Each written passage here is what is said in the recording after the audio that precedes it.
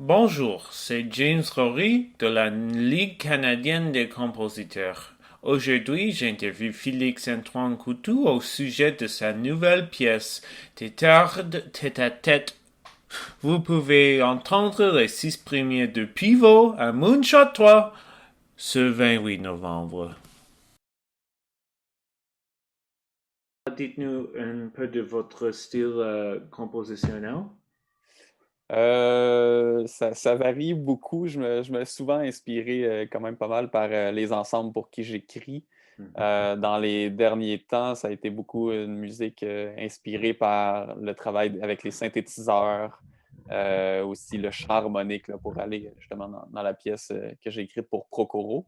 Euh, donc, c'est ça, j'ai fait beaucoup d'exploration. Dans le fond, c'est que les synthétiseurs m'ont permis d'approcher le son d'une autre façon que je n'avais pas encore découverte, ou d'aller chercher des timbres, c'est ça, plus spécifiques, des textures vraiment, je dirais, moins traditionnelles dans l'approche de la voix ou de l'instrument.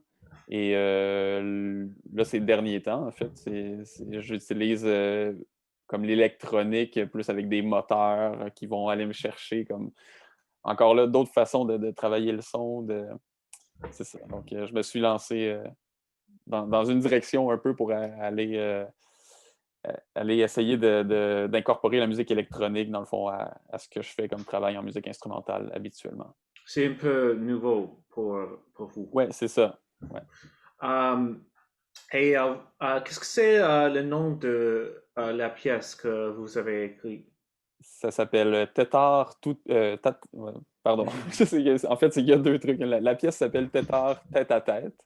Et c'est tiré, en fait, le texte est tiré d'un roman, poème d'un auteur, Maxime Brion, en fait, qui s'appelle Tétard tout au plus. Donc, c'est ça. Donc, j'ai pas pris le même titre que le texte que j'ai choisi, mais quand même, c'est ça. Il y a un rapprochement à faire entre les deux. Comment a ce texte à vous inspiré?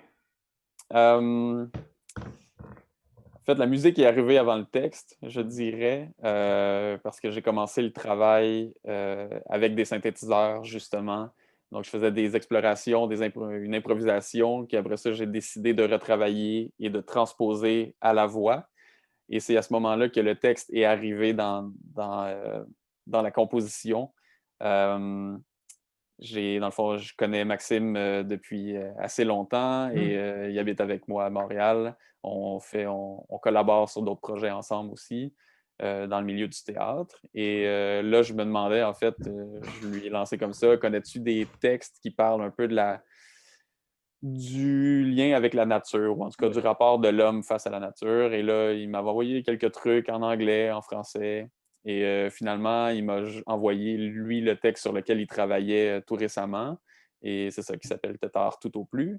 Et je suis tombé quand même en amour avec ce texte-là. Et ça allait beaucoup dans la direction vers laquelle je voulais aller aussi pour la pièce. Et c'est là, en fait, que à travers la transcription que j'ai fait des synthétiseurs vers la voix, ben là, j'ai pris le texte pour influencer, dans le fond, la musicalité, si on veut, de cette transcription-là, pour aller ponctuer des trucs avec certains mots, par exemple le tétard, en mettant l'accent sur le R du tétard. C'est un bon mot, oui. Oui, donc c'est ça, c'est le texte m'a permis d'aller chercher ces ponctuations-là ou cette flex, comme c'est ça. C'est de cette manière-là que ça a vraiment influencé, je pense, la pièce. Et dites-nous de votre collaboration avec c'est pas le mot français, mentor, peut-être? Avec le mentor, oui, Gordon Williamson. Euh, ben dans le fond, lui, il est en Allemagne depuis quand même un bout. Oui. Il enseigne là-bas et dans le fond, ça s'est fait quand même sur un travail de longue haleine parce que ben, il est arrivé la pandémie et tout, donc ça fait en sorte qu'on a eu comme un gros creux à certains moments où peut-être on communiquait moins, où on savait pas où allait le projet avec Pivot et Procoro. Oui. Mais en fait, lui, moi, je suis arrivé avec mon idée à la base. La première fois qu'on s'est parlé, j'avais déjà pas mal mon idée de pièces que je voulais, les textures, l'ambiance. J'y parlais de mon travail avec les synthés. Et lui, dans le fond, il m'a amené du répertoire, beaucoup pour me faire découvrir des compositeurs.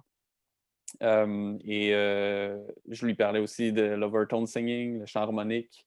Donc, lui, il m'a envoyé des livres que je pouvais lire pour comment soit noter ces techniques-là ou juste comment on les faisait, comme dans la technique elle-même.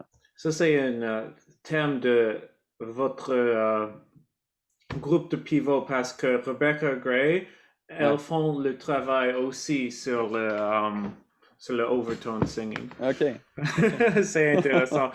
Donc, j'ai hâte d'écouter ce nouveau pièce. C'est le 28 novembre.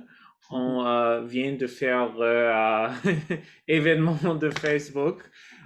Mais c'était vraiment un plaisir de parler avec vous aujourd'hui. Ben, merci, pareillement. Merci à toi. Merci. Au revoir. C'est tout pour aujourd'hui. Suivez les prochaines interviews avec les compositeurs de Pivot jusqu'au concert final du 28 novembre. Merci et au revoir.